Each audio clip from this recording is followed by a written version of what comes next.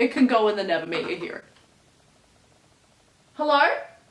Hello users of the internet and welcome to my YouTube channel. If you're one of my current 890 subscribers, then welcome back, and if you're not, that's your discretion, so I'm gonna leave it alone. Today I am back with part 2 of me ranking some random celebrity encounters I've had and putting them into a tier list of my own creation. If you haven't seen part 1, then you're probably going to be confused, but the categories that I'm going to be slotting these celebrities into are God Among Peasants, Did We Just Become Best Friends, Short and Sweet, Literally You Tell Me, Celebrities They're Nothing Like Us, That Aged Poorly, To All the Celebrities I've Wronged Before, and Never Meet Your Heroes. If you have no idea what that means, that makes sense. Go watch the first video for context, or not, just try and keep up. It might be a fun game. And that's all I'm gonna say to preface this half. Enjoy. Okay, next up we're gonna go with Craig McLachlan. If you're not from Australia, or maybe are under the age of 40, you may not know who he is, but in Australia he's done a number of films, been in a number of stage shows. He's kind of a thing. He used to be an Australian legend until a bunch of people came out and accused him of sexual assault and basically Me Too'd away his career, as they should. It was massive, there was a court case, and then in the end there was some kind of problem with the legislation, and the judge basically said, yeah, I know you're guilty, but there's not enough evidence to convict, and now he's just straight up walking free. This entire story is awful, and just another reason why the justice system needs to be amended with regard to sexual abuse and rape cases. And another example of old straight white men prevailing, which is never a fun time. And I met him in 2015 after he performed as Frankenfurter in Rocky Horror, which was the show where someone came out and spoke against him for the first time. I met him at the stage door. I was 16 at the time, and I remember my mum saying to him, "Thank you so much for corrupting my 16-year-old daughter." We got a photo, and looking back at that now, it makes me so uncomfortable. So I'm gonna put that in the That Aged Poorly category because, oh my god, that aged poorly. Couldn't have aged any worse. Next up, we've got Lea Michele, and I know what I'm about to say may be incredibly controversial because she may still be cancelled, but Lea Michele has been my idol since I was old enough to speak. That's a lie. They didn't come out until 2009 and I could speak then. Nevertheless, in my rewritten version of history, she's been my everything since the dawn of time. And I got the opportunity to meet her in 2019 at her Christmas album signing, and she was handing out hot chocolate and cookies from a truck. And I came up to her and again started crying, told her she was my idol, told her that she was, quote, my favorite person. And she thanked me and it felt so genuine. And then she gave me a hot chocolate and a cookie and said, "On the house." And it was probably the best moment of my life. I also ended up on her Instagram story. It was a crazy day. She absolutely did not have to do that. So for that, I'm putting her in God Among Peasants because that is the way to meet your idol. I cried the entire way home. I think this video is pointing to significant emotional instability problems. Let's keep going. Next up, we're just gonna go with a really random one, Ryan Seacrest. One day I was walking through Greenwich Village with my friend Charlotte, and then we looked inside this really bougie store and we're like, is that Ryan Seacrest in there right now? He was there with his wife, girlfriend, prostitute, I don't profess to know, looking at Fabergé eggs. And I was like, who does that? When does that happen? The only reason I even know what a Fabergé egg is because they try and steal one from a fight club in the movie Game Night. But that's not important right now because Ryan Seacrest was shopping for a Fabergé egg in the middle of Greenwich Village. Celebrities, they're nothing like us. Now I'm gonna move on to Donald Trump. I think we can all guess which category this is gonna go into because no interaction with Donald Trump could have aged well. In 2005, when I was in New York for the first time with my mum and my grandma, we saw him walking out of Trump Tower, and my grandma at the time was a big fan of The Celebrity Apprentice, so we have a photo somewhere. If I can find it, I will definitely pop it up on the screen. But it's a photo of her chasing after Donald Trump as he's trying to get into his limo. Oh my god, did that age poorly. Oh my god. But also probably one of the funniest things I've ever seen. Okay, next up, we're gonna go with Ryan McCartan. You may know him from his work in Liv and Maddie on Disney Channel, or his work as the original JD in Heathers Off-Broadway, or as Hans in Frozen. Honestly, kind of king of Disney stage and screen. Now, this encounter is very, very random, but in, I want to say 2017, he posted on Snapchat saying that he couldn't sleep and wanted someone to send him something funny to entertain him. So I sent him a Frozen pun, which I will insert here. It's really crazy. It's so cold tonight, my legs are frozen.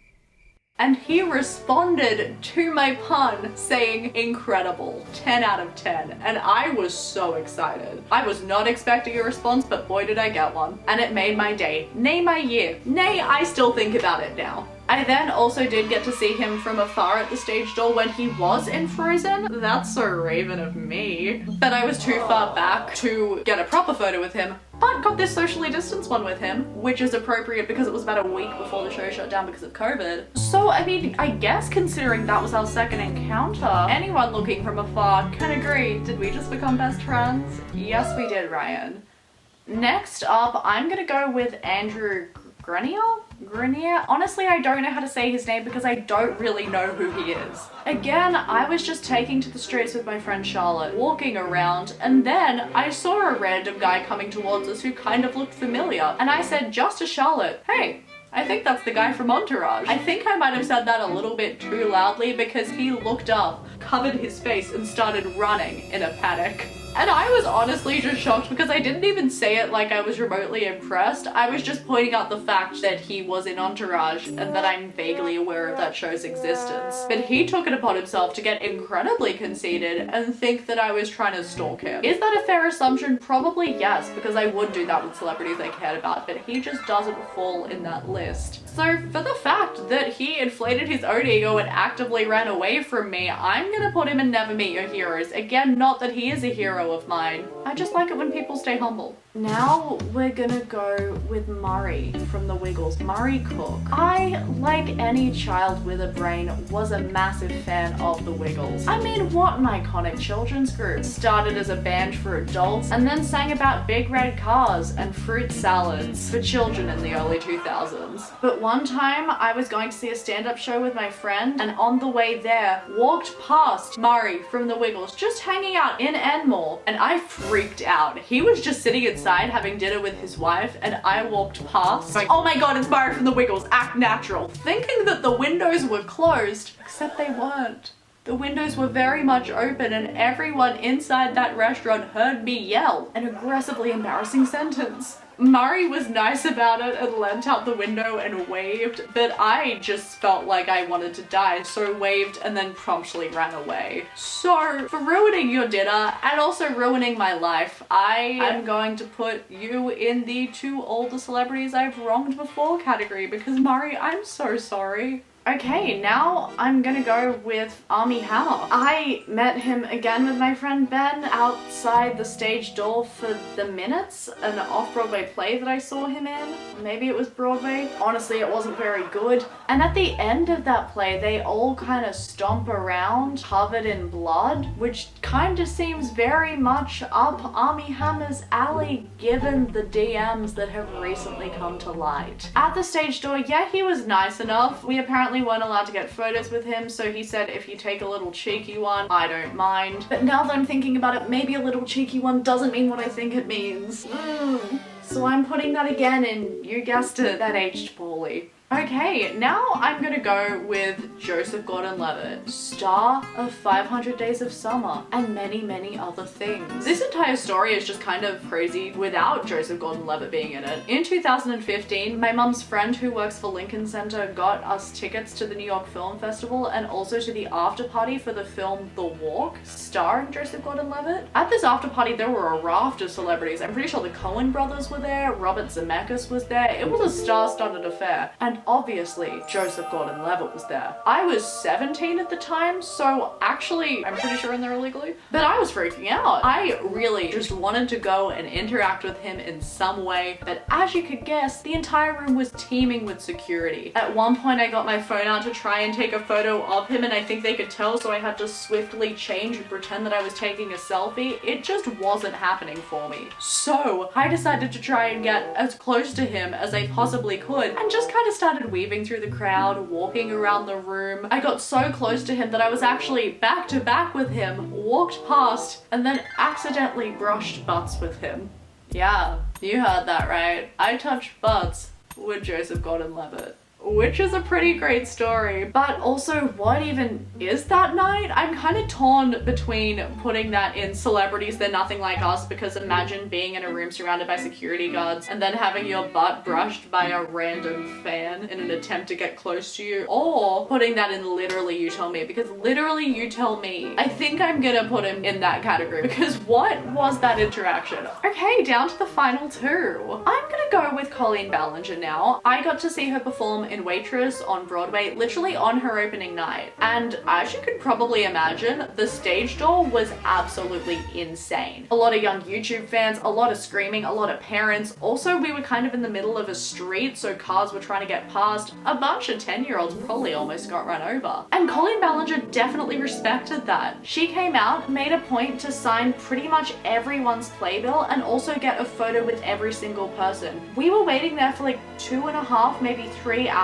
and she stayed the entire time, despite the fact that it was her opening night. It was the beginning of a super busy week for her. Like, what a saint. What a lovely, lovely person. She was then apologizing for the fact that she didn't have time to get photos with every single person individually, so was doing group shots, and then was like, don't worry, I'll get it to you. I'll post them on my Instagram story and you can screenshot them. I'm so sorry. She was so apologetic for the fact that she was putting herself out and going the extra mile. I was so impressed. I was like, oh my god, please go home, get some sleep. But no, she was lovely. That was one of the nicest encounters I've ever had with a celebrity, and therefore, you guessed it, she's going in God Among Peasants, because oh my god, a queen, we stand. And then finally, I guess we're left with Monica from Play School. Again, if you're not Australian, or even if you are Australian, this is a bit of a deep cut. But growing up, apparently I was obsessed with the kids program Play School. I remember watching it, certainly. But according to my mum and the story she told me the other night, I was a hardcore Monica stan. And apparently when I was little, one time my mum and I got to tour ABC Studios and she was conducting an orchestra. I don't really know the story, but I ran away from the tour, sat down on the floor and started hugging Monica from Play School's leg while she's trying to conduct an entire group of musicians. I don't care if I was 2. That's disrespectful. What am I doing? Can someone tell me why I'm still embarrassed by this? What the hell is that? And apparently she took it so well. She was so nice. If a child tried to come anywhere near me, let alone touch me, I would freak out and rage. But she didn't. She kept her cool. She kept conducting and she placated the weird needy child in front of her. So I'm gonna put Monica in the to all the celebrities I've wronged before category, because Monica, I am so sorry for clinging to your leg like an absolute loser. And that brings us to the end of the celebrity encounter tier list. Thank you so much for watching. If you enjoyed watching me judge celebrities I barely met, then please thumbs up and subscribe. And if you didn't, because these tenuous connections are stupid, then just do it anyway. And I'll see you next time. Thank you so much for watching. Bye!